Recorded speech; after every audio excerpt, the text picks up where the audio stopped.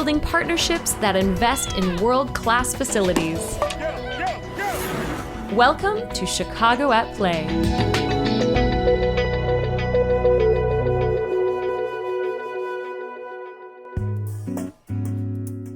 There are dozens of Chicago parks named after important African Americans. The Park District is not out looking for hundreds of people to name parks after, and so people really have to have made an important contribution either to their community, to the city, the nation, or even sometimes the world. In honor of Black History Month, we wanted to tell you a little more about the significant contributions African Americans have made to Chicago. Willie White Park has this wonderful exhibit that honors her life. She had a natural talent for running and jumping. Willie White was a 5-time Olympian. In her first Olympics in 1956, she was the very first American woman to ever medal in track and field. Mayor Richard J. Daley invited Willie White to come and move to Chicago so she could train with the mayor's youth foundation. In the 1990s, Willie White actually worked for the Chicago Park District in our sports and recreation department and inspired youth throughout the city. African American sports figures are an important part of Chicago's history.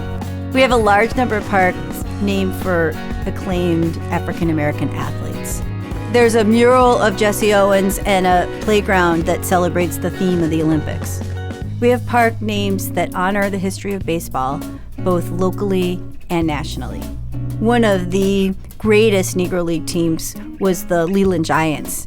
The Chicago Park District named a park for the Leland Giants near the field where they used to play. Jackie Robinson is nationally important. He's really a hero because as a Major League Baseball player, really the first Black Major League Baseball player. Many African Americans made contributions in cultural fields such as writing and music. 2 Chicago writers, Lorraine Hansberry and Gwendolyn Brooks, were both graduates of Inglewood High School. Lorraine Hansberry wrote the famous play A Raisin in the Sun.